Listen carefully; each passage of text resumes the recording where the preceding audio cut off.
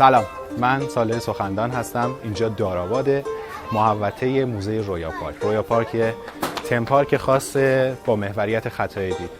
مردمی که اینجا میان برای دیدن آثار خطای دید میان، آثاری که تو قالب اتفاقای جذابی ترکیب بندی شدن که بتونن یک لحظه خیلی باحال و جذاب رو براشون رقم بزنن، بتونن باهاش عکس بگیرن و خوش بگذرونن. با من همراه باشید برای اینکه مجموعه رو بازدید بکنیم. محوطه ورودیمون با این سنگ کار کردیم که سوالی که برای بازدید کننده ها ایجاد میکنه اینه که چطوری این سنگ معلق شده. ورودی اصلی مجموعه‌مون اینجاست.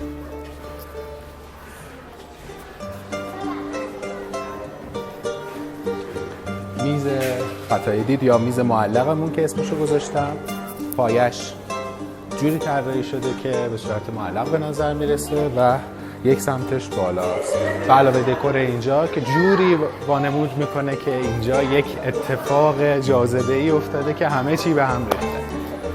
بیایید با من که بازدیدمون رو شروع بکنیم. تمام اون چیزایی که در مورد آثار خطای دید گفتم پشت این در قرار گرفته که با این محوطه باحال و جذاب شروع میشه و این اثر جالب که دعوت میکنم از جای درستش ببینید و شروع بکنیم بازدیدمون رو. من خود خوشحالیم تگلاینیه که برای رویا پارک در نظر گرفتیم که لحظه های خوب رو به مخاطبامون منتقل بکنه و این پیام رو برسونه که هر چیزی که هست از درون ما نشأت میگیره و خوشحالی تو وجود ماست. بیایید با من.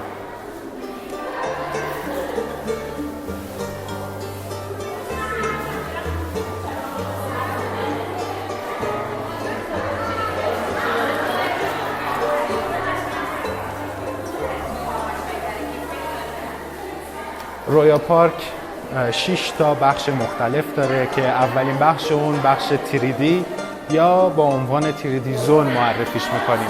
توی این بخش مردم با آثار سه‌بعدی که به نقاشی‌های سه‌بعدی معروفن ولی خب ما اینجا از تکنیک چاپ استفاده کردیم مشغول میشن و عکس میگیرن و همونجوری که میبینید خیلی هم شلوغ شده امروز و خودشون جزوی از آثار میشن. من کجا برم؟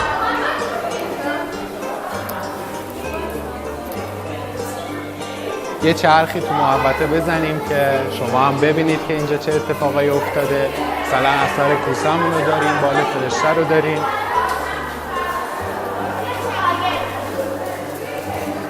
توی بخش اول که تریدی زونه آثار متعددی هست که میتونن عکس بگیرن، از آثار بین الملل تا آثاری که به صورت خاص مخصوص ایران طراحی شدن. اثر ونیز رو داریم، صحنه جنگل رو داریم، تیرکسمون رو داریم.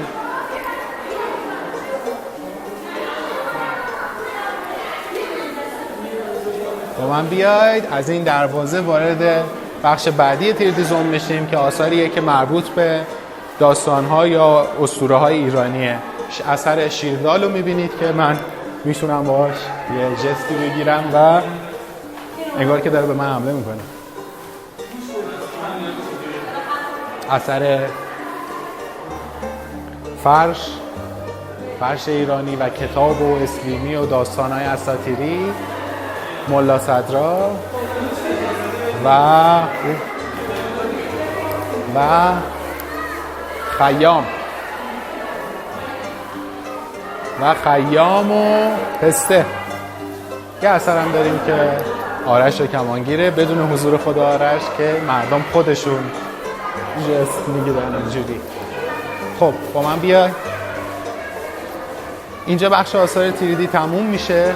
برای اینکه گذر بکنن از اینجا و وارد بخش بعدی بشن از این محوطه تاریک و این فضای باحال با این نورپردازی‌ها رد میشن که وارد زون دوم بشیم.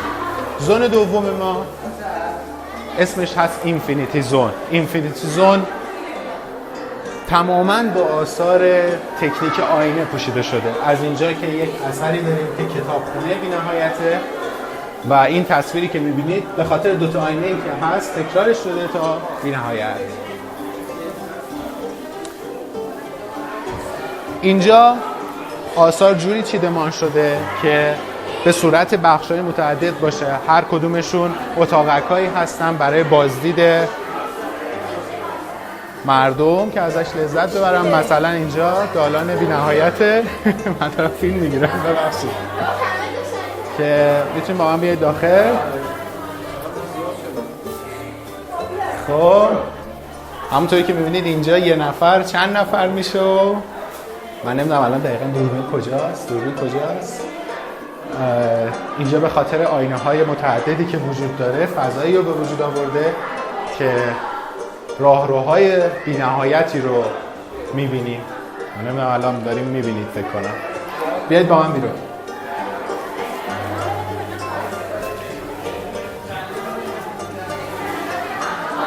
مثلا این اثر مثلث بی‌نهایتمونه که اتفاقی که داخلش میفته این شکلیه و تصویر من تا بی‌نهایت تکرار شده اون پایین ماینا و اینا. بریم بعدی.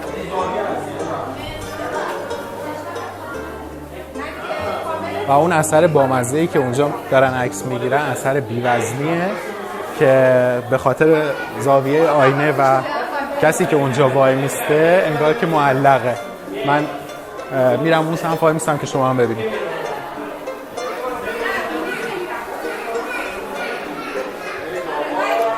برای اینکه تو بک‌گراندش نباشم.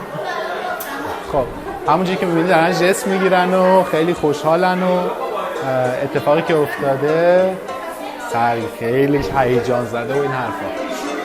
اثر بعدی که میخوام بهتون نشون بدم اسمش گذاشتیم جلسه انفرادی. توی این اثر به خاطر زاویه آینه ها و فرم میز به نظر میرسه که یه میز کامله و مردم میان اینجا عکسای باحال میگیرن. یه چیز بامزه اینجا قایم کردیم که مکعب بی‌نهایته. منم اینجا هستم و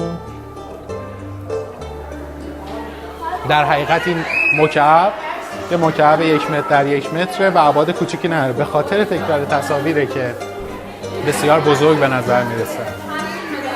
خب این اثر جالب اسمش رو گذاشتیم اثر فصل مشترک. چرا که چیزی که میبینن و عکس میگیرن یه چیزی بین کسیه که این ور وای میسته و کسی که اون ور وای میسته. من یه ذره باید برم عقب. اینجوری میشه. اتفاقی که میفته اینه که نیمه صورت من با نیمه صورت کسی که اون ور این استند واسطه ترکیب میشه. این شکلی. و یه کار بامزه. این اثرم اثر دنیای کرویه که از اون ور اگر بیاد خواهید دید که به خاطر این آینه های بزرگی که من اینجا کار کردم دیوار، سقف و زمین اون LCD که اونجا قرار گرفته تصویرش تکرار میشه و یک کره بزرگ رو به وجود آورده که یک نمایش بامزه رو شکل داده.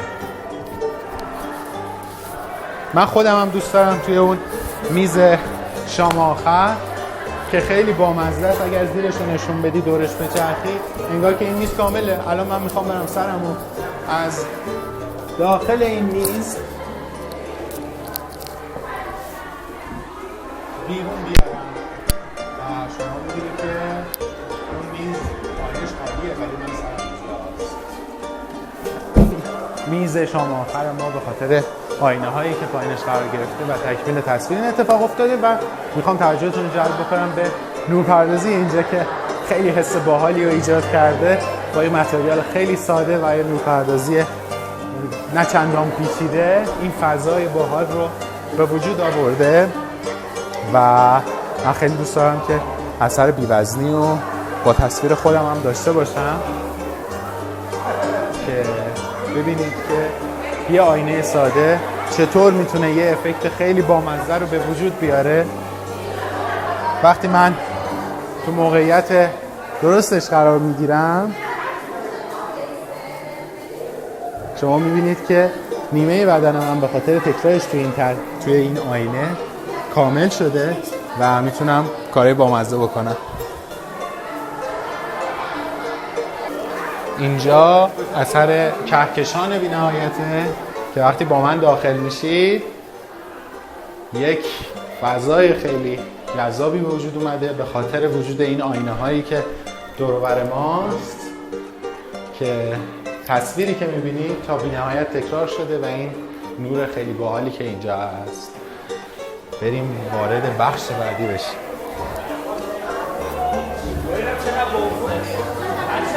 خب اینجا بخش اینفینیتی زون ما تموم میشه، ولی خب بازدید کننده ها زمان زیادی میذارن برای بازدید کردن از تمام آثار. از این دروازه وارد بخش بعدی که اسمش هست پرسپکتیو زون میشیم.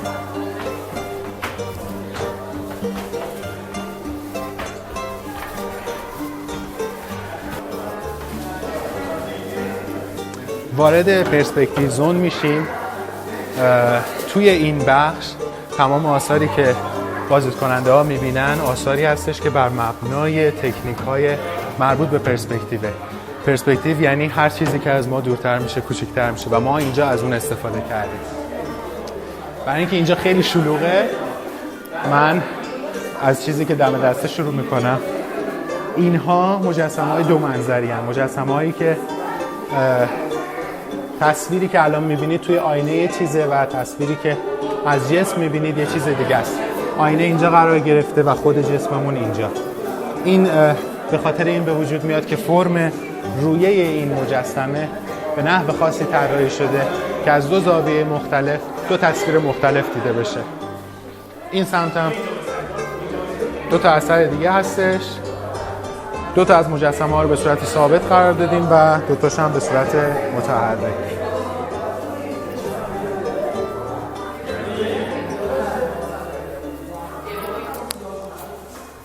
خب بریم سراغ یه اثر دیگه که من بهتون معرفی بکنم.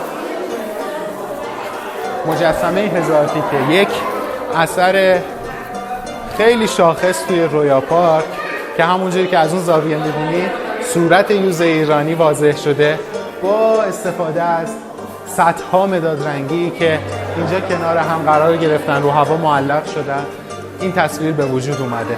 وقتی شما حرکت بکنید و توی این حرکت تصویر پشت سر من در حال به هم ریخته شدنه و این به هم ریخته شدن زمانی که شما به نقطه بعدی دید میرسید تبدیل میشه به تصویر دومی که نقشه ایرانه. این یک مجسمه دو منظری در قالب یک اینستالیشنه که این تصویر جالب و ساخته به علاوه تمام چیدمان که این زنجیرها همراهش هستن و این سنگی که رو هوا معلق شده. یه چیزی که وجود داره توجه شما رو جلب میکنم به نورپردازی محیط که این فرمی که به وجود اومده، خطوطی که پشت سر من هستش به علاوه موجهایی که از نور سقف میبینید همه یه فرم واحدی رو به وجود آوردن که یک آرامشی رو به کسایی که میان اینجا بازدید میکنن برسونه. پشت سر من تابلوی ریورسپکتیوه. تکنیک ریورسپکتیو خیلی باحاله. اگر از اینجا حرکت بکنیم و شما همراه من بیاید و تابلوی پشت سرم رو ببینید که چه اتفاقی داره براش میفته، میبینید که راهروها در حال حرکتن، جوری که دارن تکون میخورن، ولی در واقعیت این یک پرسپکتیو معکوسه که باعث شده این اتفاق بیفته. برجستگی که توی این تابلو وجود داره. اثر بعدی که میخوام بهتون معرفی بکنم توی بخش پرسپکتیو اثر ایرانه که من میخوام اینجوری بچرخم برم سمت این تابلو. این تابلو هم مثل تابلوی من خود خوشحالی هم یه اثر دگرگون، طراحی دگرگونه که روی چند تا سطح ایجاد شده، زمین و دیوارها، که شما این رو به صورت کامل میبینید و بازیکننده هم باش عکس میگیرن روی بهتر. اینجا هم که خیلی شلوغ شده اتاق ایمز ماست. اتاق ایمز یه اتاق خیلی باحالیه که یکم جادویی به نظر میرسه. اینجا یه مانیتور گذاشتیم که داخل رو میتونن ببینن و همونطوری که میبینین یه نفری که سمت راست قرار میگیره خیلی بزرگ به نظر میرسه، کسی که سمت چپه خیلی کوچیک به نظر میرسه. این به خاطر فرم طراحی این اتاقه که سمت چپ اتاق بسیار عقب‌تر از اون چیزیه که واقعا به نظر ما میاد. اجازه بدیم بریم توی ذره با هم دیگه بریم داخل اتاق هم یه ذره ببینیم. این اتاق به خاطر فرم طراحیش که گفتم زمین کج. میخوای بریم تو؟ بیا تو. بیای تو. این اتاق اینجایی که من قرار گرفتم، بیایید مشکلی نداره، من همزمان فیلمم میگیرم. من اینجایی که قرار گرفتم الان حدوداً 7 متر از شما فاصله داره و همین موضوع توی دوربین به نظر نمیرسه و وقتی سمت این برای اتاق قرار میگیرم چون فاصله هم کم حدوداً 2 متره ولی تو تصویر این به نظر نمیرسه من بزرگتر هستم. و این دوتا دوستمون که حالا حتی مانیتورم میتونیم ببینیم که چیکار کردن. اینجا تا اونجا که خیلی شلوغه و اینها، این اثر رو هم بهتون معرفی بکنم. این میز ریورسپکتیو. میز ریورسپکتیو ترکیبی از 2 قسمته که این 2 قسمت یه میز صفحه خیلی بزرگی که عقب قرار گرفته و یه پایه و صندلی که جلوی اون قرار گرفته و کنار هم قرار گرفتن این دوتا و محل قرار گرفتن شما که دارید بهش نگاه میکنید باعث میشه که یه تصویر کامل ببینید و اون فنجونی که اونجاست بازدیدکننده‌ها میرن داخلش و باهاش عکس میگیرن. آخرین چیزی که اینجا میتونم بهتون نشون بدم این تیرکس بامزه‌ایه که ما اینجا داریم. اینجا شما من کوشم منو اینجا میبینید. این هم یک مجسمه ریورسپکتیوه که این مجسمه به خاطر فرم تو رفتش اگر دوربین الان حرکت بکنه شما میبینید صورتش در حال تکون خوردنه. این اتفاق توی دوربین میفته، خیلی بامزه است که بچه‌ها از این اثر خیلی خوششون میاد. خب با من همراه بشید برای اینکه وارد بخش بعدی بشیم که اسمش رو گذاشتیم گراویتی زون. گراویتی زون مثل این که خیلی شلوغه و چند نفری دارن برمیگردن از گراویتی زون. خب خیلی شلوغه. خب چه بهتر. خب میخوام شما رو دعوت بکنم برای اینکه وارد بخش جاذبه بشیم. بخش جاذبه ما تماما اتفاقاتیه که یه شوخی کوچیک داره با جاذبه. خب یه چند نفری هم اینجا هستن، با من بیاید. خب شما اینجا واسین. خب ببخشید. خب اینجا اتاق جاذبه است که همونجوری که میبینید یکم همه چی داره میچرخه و یه اتفاقی داره میفته، همه دارن کج میشن. نه این برخروجه اگر میخواید برید بیرون. خب شما میخواید بیاید این بر. این اتاق به صورت کامل تمام ابعاد و زوایا و دیوارها و تمام دکورش با 20 درجه زاویه ساخته شده، انگار که یه اتاق کامل و پرفکت رو ما کامل چرخوندید. کامل عکستون باید با خطوط اتاق موازی باشه، یعنی دوربینتون رو اونجوری نگیرید، کجش کنید. آره کجش کنید، موازی کف باشه کادرتون. شما میتونید بیاید اینجا لب پله واسید انگار که دارید میافتید، ولی اونجا توی عکس خیلی باحال میشه. خب اینجا تا دوستان عکس میگیرن با من بیاید. من اینجا هم میخوایم نشون بدیم. اینجا یه صندلی داریم که این صندلی یه فرم جالبی داره که وقتی روش میشینن یه حالت معلقی پیدا میکنن، میتونن عکس خیلی باحالی بگیرن که همونجوری که میبینید خیلی شلوغه. ترجیح میدم که بریم بخش بعدی، مزاحم مردم نشیم. خیلی معذرت میخوام، ببخشید. ببین نمیشه وایساد. خب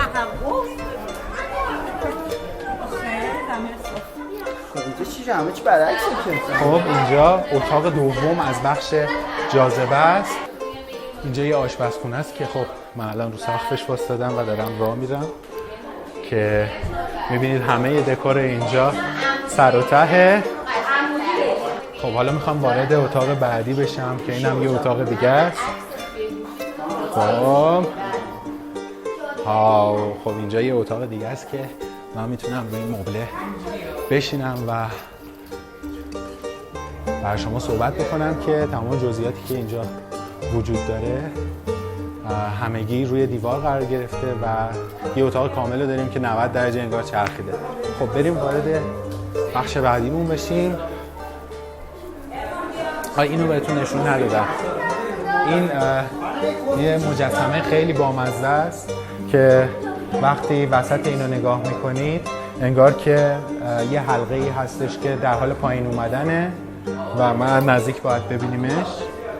یه حلقه ای هستش که باید نزدیک نگاه بکنید، انگار که داره میاد پایین. حلقه داخلی انگار داره میره بالا، در حالتی که این یه فنره و در حال گردشه.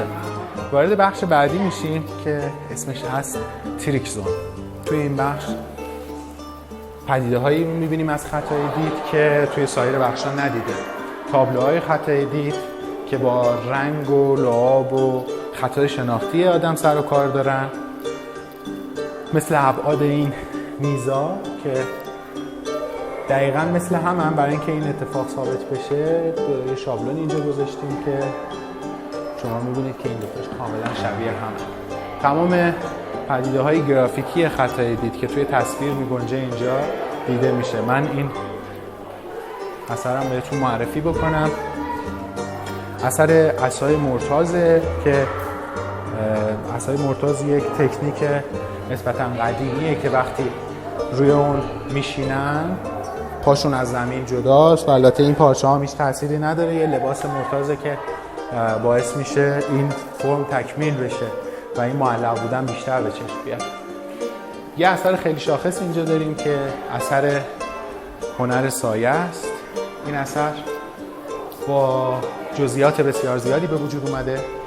ابعاد و عمق تک تک حروفی که روی دیوار قرار گرفتن به واسطه نوری که توی یک محل دقیق قرار گرفته، همونجوری که می‌بینید سایه دست من در حال حرکته. یعنی این تصویر به صورت پویا به وجود اومده و صورت یک نفر رو تشکیل داده. دقت بسیار بالایی در حد میکرومتر میتونه این تصویر رو دگرگون بکنه و دچار اخلال بکنه. میخوام دعوت بکنم با دیدن این دروازه وارد زون آخرمون که اسمش هست دارک زون بشیم.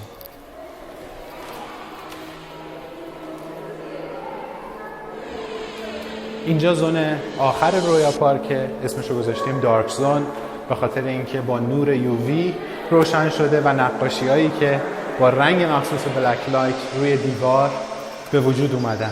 این نقاشی ها روایت کننده یه داستان، یه سفر از اعماق کهکشان ها به دل اقیانوس ها. منظومه شمسی، ماه، زمین، سفینه‌ای که داخلش میشیم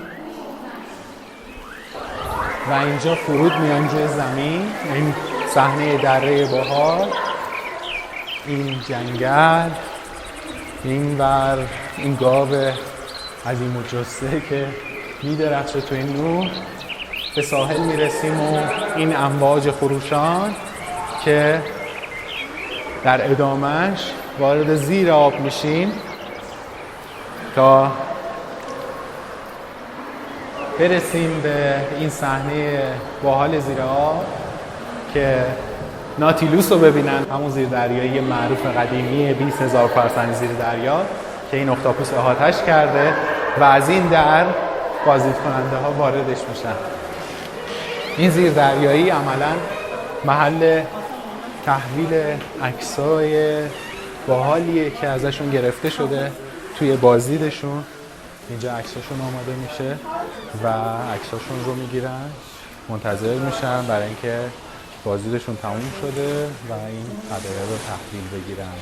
امیدوارم که این فضا، این مجموعه براتون جذاب و جالب بوده باشه و امید اتفاقای جدید و بزرگ که هر روز منتظر ماست. خداحافظ.